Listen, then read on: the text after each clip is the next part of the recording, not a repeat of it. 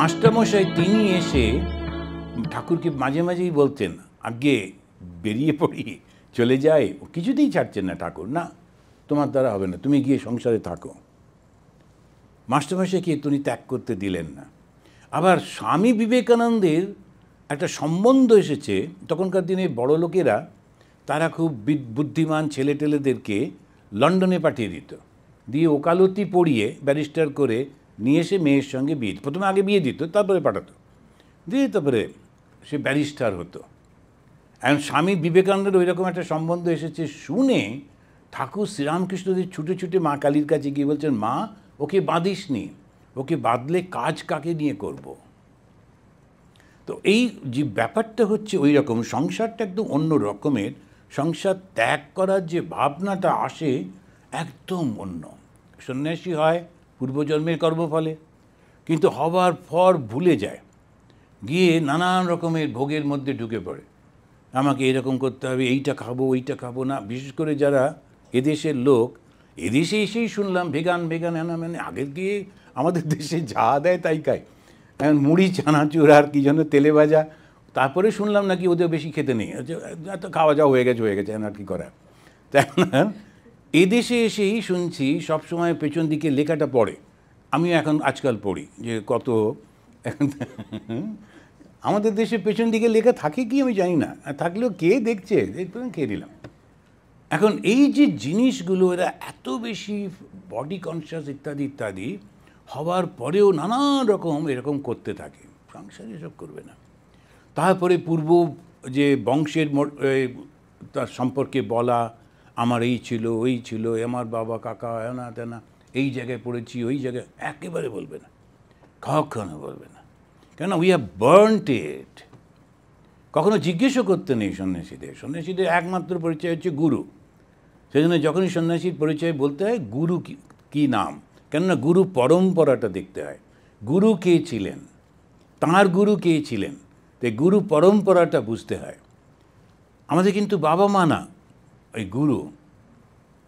আমাদের একজন সাধু আছেন, তখনকার দিনেও সে অ্যালাউ করতো, এই আমেরিকায় আসার আগে ওই পাসপোর্টে লিখিয়েছিলেন বাবা ভগবান শ্রীরামকৃষ্ণ, মা মা শারদামণি দেবী, ওর পাসপোর্টে লেখা আছে ওইটা। আজকাল লিখতে দেয় না, আজকাল ওইসব ভেরিফিকেশন করে। তো যাই হোক, উনি ওই করে এসেছিলেন, তো একদম কোনো রকমভাবে এসব বলতে টলতে নেই। তো সেই জন্যই বলছেন সকলের পক্ষে সংসার ত্যাগ নয়, তবে ব্রাহ্মভক্ত তারা তবে সংসার করবে, হ্যাঁ, নিষ্কাম কর্ম করার চেষ্টা করবে।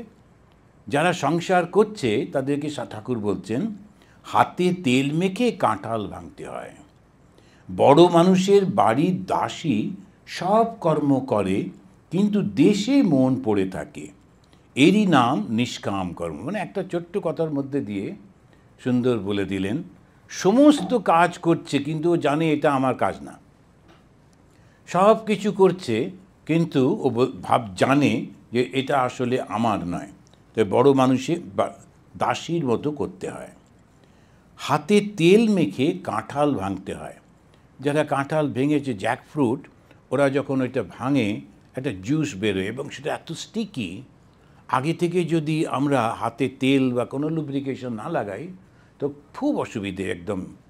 তো সেই কারণে যখন সংসার করতে হবে আগে থেকেই বুঝে নিতে হবে যে এইটা হচ্ছে এই রকম, সংসারটা এরকমভাবেই চলবে। তো এই সেই আমাদের ওখানেতে নরোত্তম নগরে ছিলাম, তখন একটি এই যেমন স্বামী এসছে, নতুন স্বামীকে নিয়ে ওই মেয়েটি এলো, ওর মা বাবা। এখন সকালবেলায় ওরা খুব, ওদের দুঃখ, আমি চা খেতে ডেকেছি, দেখছি যে ওই জামাই নেই। এখন কোথায় গেল, মানে ওইটাই তো আমাদের দুঃখ মহারাজ, ও সকালে উঠে বুট টুট পরে জঙ্গলে চলে গেছে একা একা। তাই বললাম, হ্যাঁ, তো জঙ্গলটা একটু ডেঞ্জারাস, কারণ হাতি টাতি থাকে ইত্যাদি, সাপ থাকে। তখন আমি বললাম, ও আচ্ছা। তখন বলছে, এই তো দেখুন না মহারাজ, আমার মেয়ের এই। আমি বললাম, ও কী করে?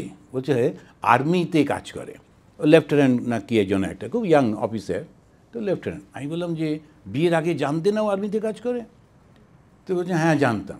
তো আর্মি তো ওই রকমই হবে, একটু ডেয়ার ডেভিল টাইপ। ওরা কি ওই গুডু গুডু হবে নাকি? ওরা তো ওরকমই টাইপের, জঙ্গল টঙ্গল দেখলে কি আছে না আছে চলে যাবে ভেতরে, দেখতে ওরা প্রচণ্ড সাহসী হয়, শক্তিশালী হয়, ওরমই তো আর্মি হবে। তুমি যদি ওই রকম চাইতে যে সকালবেলায় উঠে গুটগুট করে হাতে ব্যাগ নিয়ে একটা পেঁয়াজ আর আলু কিনতে যাচ্ছে, তাহলে অন্য লোক বিয়ে করা উচিত ছিল, আর্মি নয়। আর্মিগুলো ওই রকমই হবে।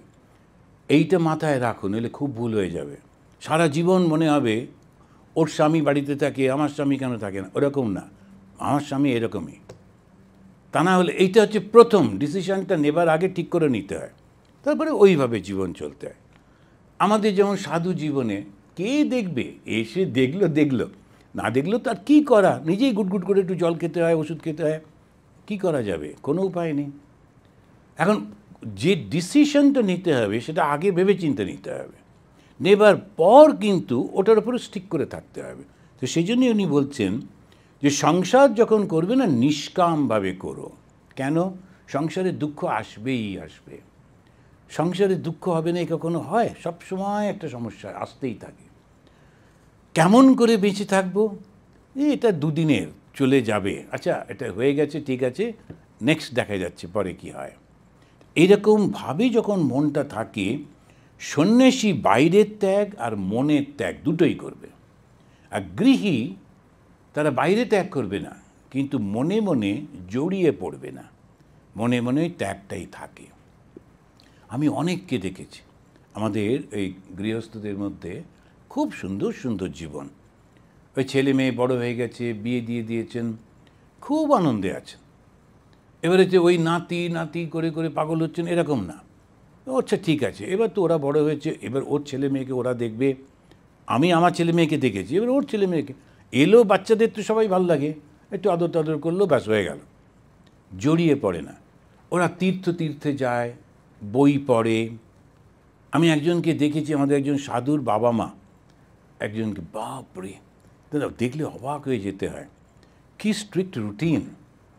আমরা প্রথম সন্ন্যাস পেয়ে মার কাছে দেখা করতে গেছিল, তো গিয়ে দেখছি যে ওর বাবা আর মা আর্লি মর্নিংয়ে 4টের সময় উঠে গঙ্গা স্নানে যান। তো গঙ্গা স্নানে গেলেন, গঙ্গা স্নান থেকে ফিরে এলেন, এসে ওরা শিব ছিল, শিব পুজো করছেন। শিব পুজোর পর ওই মা গুছিয়ে দিচ্ছে, বাবা পুজো করছে, তারপরেতে একটা বই পড়তেন এই শিবের উপরে, তো সেখানে ওই বাবা পড়ছে, মা বসে বসে শুনছে, তারপরে একটা জপের সংখ্যা আছে, সেই জপটা শেষ করছে, তারপরে ছেলের দিকে ঘুরে বলছে, কবে এসছিস, কখন এলি। তার আগে না, ও বসে আছে পাশে, কিন্তু জিজ্ঞেস করছে না, আগে এই সমস্তটা শেষ করলেন তারপরে। এখন ওই স্ট্রিক্ট একটা রুটিনের মধ্যে করে চলেছেন। তার ফলে হচ্ছে কি, সংসার তো করেছেন, ছেলে তো বটেই, কিন্তু সঙ্গে সঙ্গে একটা অদ্ভুতভাবে মনটাকে অ্যালুভ করা, ফল কি হয়, একটা অদ্ভুত আনন্দ হয়। আর পরবর্তী জীবনে ও মুক্ত হয়ে যায়। তো যখন একবার অর্জুন জিজ্ঞেস করছেন কৃষ্ণকে, তোমাকে অনেক ডাকলো কিন্তু তার ভগবান লাভ হলো না, তাহলে তো তার এই জীবনটাও গেল আর অন্যটাও হলো না। তখন ভগবান কৃষ্ণের উত্তরে বলছেন, না, এরকম হয় না। একবার যে ভগবানকে ডেকেছে, কখন এসে তার নষ্ট হয় না, তার ঠিক সে কোনো না কোনো ভালো বংশে জন্মাবে এবং সেখান থেকে তার যাত্রা শুরু হবে। জন্য একবার ভগবানকে ডাকলে ওই ফলটা কখনো নষ্ট হয় না, থাকেই। নিরঞ্জনম নিত্যম অনন্তরূপম ভক্তানুকম্পা ধৃতবিগ্রহম বৈ ঈশাবতারম পরমেশমিড্যম তম রামকৃষ্ণম শিরসা নমামহ। ওম শান্তি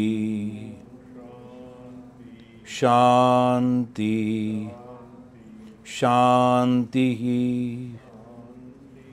হরি ওম তৎসৎ। শ্রীরামকৃষ্ণার্পণমস্তু।